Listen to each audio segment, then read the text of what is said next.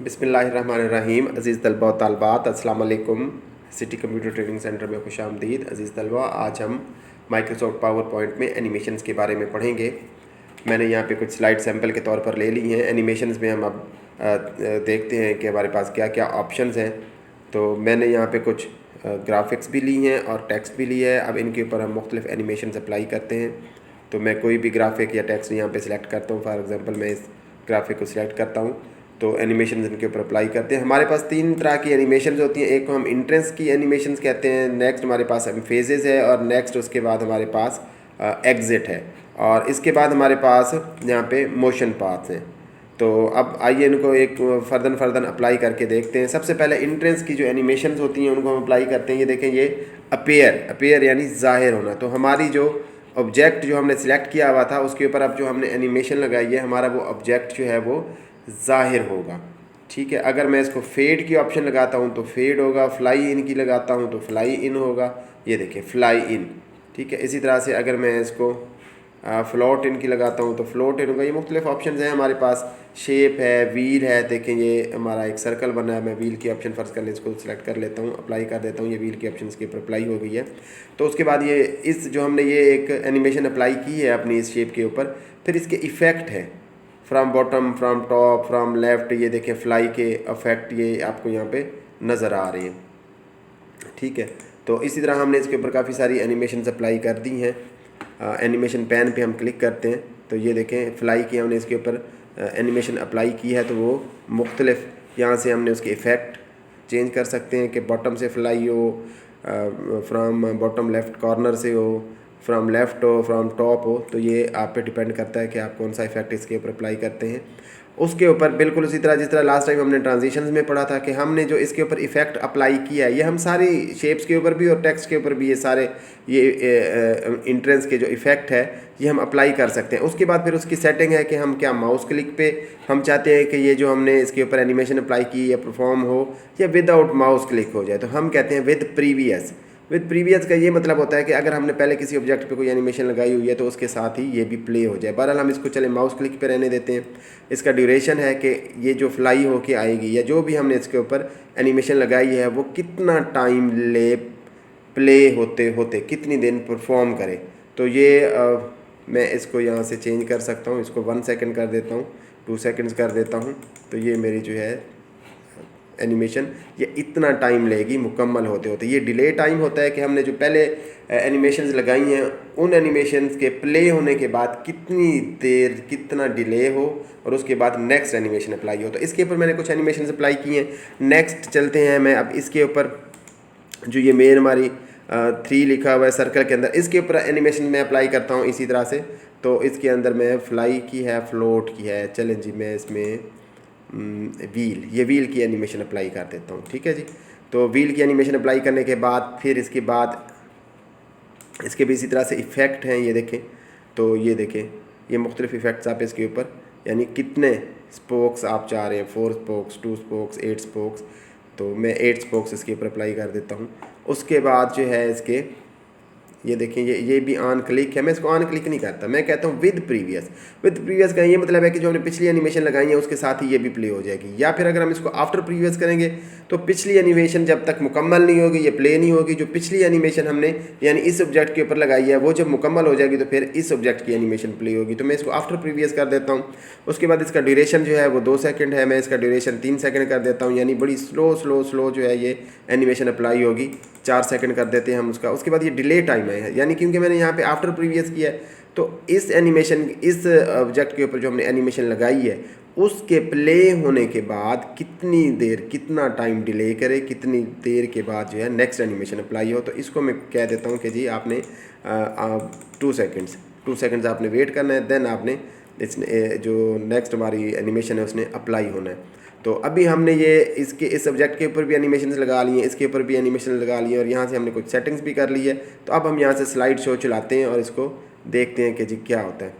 From current slide हम करते हैं क्योंकि हम ये स्लाइड नंबर 26 पे बैठे हैं और ये हमने जो अभी एनिमेशन लगाई है स्लाइड नंबर 26 पे लगाई है। तो इसलिए हम चाहते हैं कि फ्रॉम करंट स्लाइड हमारा स्लाइड शो प्ले हो।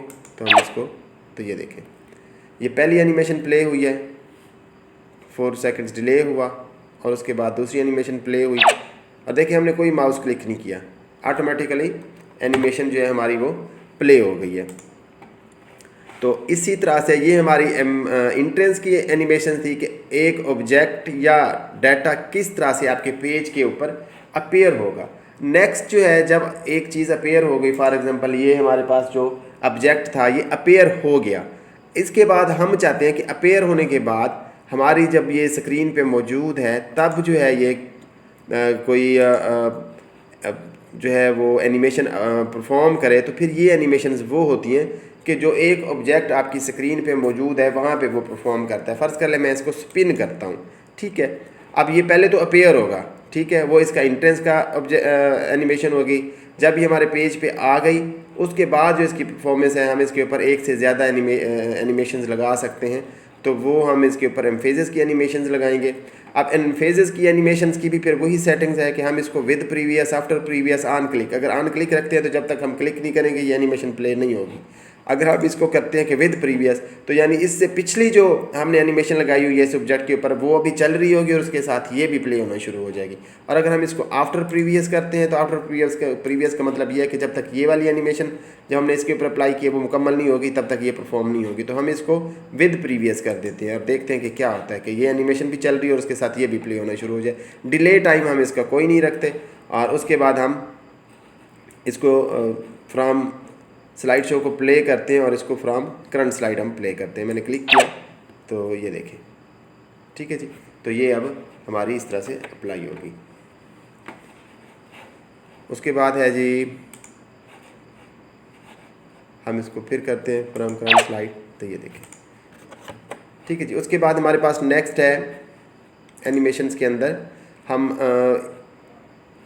इसको सिलेक्ट कर लेते हैं और इसके ऊपर हम एग्जिट की जो एनिमेशन है वो अप्लाई करते हैं। एग्जिट का ये मतलब होता है कि आपकी जो ऑब्जेक्ट या डाटा आपके पेज पे इस वक्त नज़र आ रहा है वो एग्जिट हो जाएगा, यानी चला जाएगा, गायब हो जाएगा आपकी स्क्रीन से। और गायब होते होते वो किस तरह से गायब हो, किस स्टाइल में गायब हो, घूमते हुए गायब हो, बिल्कुल डिसअपीयर हो जाए, उसका सर्कल बने, वो फ्लाई आउट हो, फ्लोट हो, स्प्लिट हो, कोई शेप बन जाए, तो ये मुख्तलिफ ऑप्शन हमारे पास हैं। हम कहते हैं बाउंस, जिस तरह आप एक बॉल फेंकते हैं और वो बाउंस होके गायब बाउंस होती है, तो ये हम कहते हैं कि बाउंस होके, ये देखिए ये बाउंस हुई और उसके बाद ये आपका ऑब्जेक्ट यहाँ से गायब होगा। इसकी भी फिर इसी तरह से आप सेटिंग यहाँ से कर सकते हैं।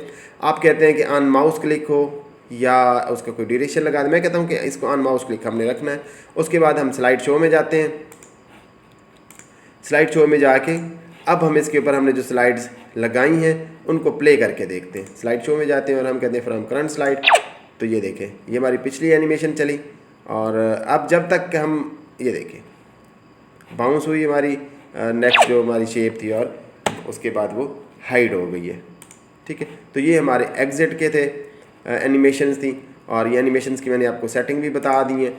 उसके बाद कुछ हमारी ये मोशन पाथ की होती हैं। अब फ़र्ज़ कर लें मैं ये शेप सेलेक्ट करता हूँ और इसके ऊपर हम जो पाथ मोशन पाथ है ये वाली मोशन पाथ हम ये वाली जो है वो अप्लाई कर देते हैं। ये देखें ये स्प्रिंग है, इसको हम कस्टम पाथ कहते हैं। ये लाइंस है, ये आर्क है, ये टर्न्स है और ये शेप्स हैं मुख्तलिफ और ये लूप्स हैं। आप इनमें से कोई भी फ़र्ज़ कर लें मैं आर्क, तो ये देखें ये इस तरह से एक आर्क बनेगी और इस तरह से ये आपकी जो एनिमेशन है वो प्ले होगी। आप इसकी सेटिंग कर सकते हैं।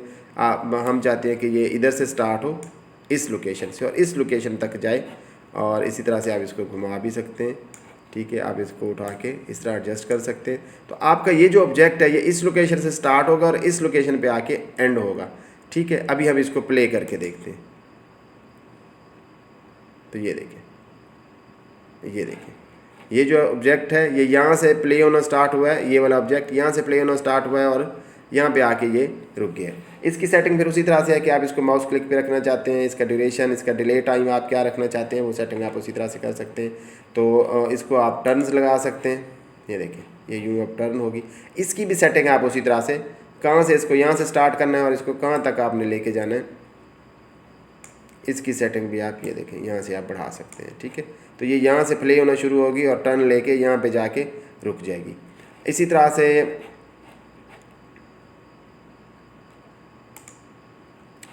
हमारे पास लूप्स है, ये इस तरह से लूप बनेगी और इसी तरह से हमारे पास ये कस्टम पाथ है, हम अपनी मर्ज़ी का रास्ता सिलेक्ट कर सकते हैं। कस्टम पाथ, ये देखिए मैं कहता हूँ ये ऐसे, ठीक है जी। ये मैं कस्टम पाथ अपनी मर्ज़ी का, और यहाँ पे जाके मैं इसको डबल क्लिक करता हूँ, स्टॉप करता हूँ। ये देखिए मेरा जो ये ऑब्जेक्ट था ये इस तरह से घूमते हुए इस यहाँ से स्टार्ट होगा, और ये इस तरह से घूमते हुए जो मैंने पाथ बनाया, रास्ता बनाया है, यहाँ पे जाके स्टॉप होगा ये, ठीक है। आप इसी तरह से टेक्स्ट के ऊपर भी अप्लाई कर सकते हैं। देखिए मैंने ये टेक्स्ट सेलेक्ट किया और इसके ऊपर आप कोई भी इफेक्ट अप्लाई करेंगे, चाहे वो इंट्रेंस का हो, चाहे वो एग्जिट का हो, चाहे वो एम्फेसिस का हो, चाहे वो मोशन पाथ का हो, तो आप वो उसके ऊपर अप्लाई करेंगे। फ़र्ज़ कर ले मैं ये अप्लाई करता हूँ, तो ये देखिए, ठीक है जी। जूम का मैंने इसके ऊपर एनिमेशन अप्लाई की है, तो ये हमारे पास जूम होके आता है, ठीक है जी।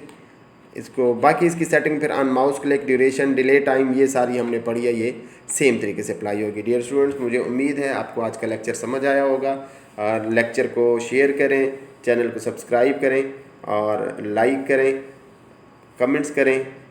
बहुत शुक्रिया।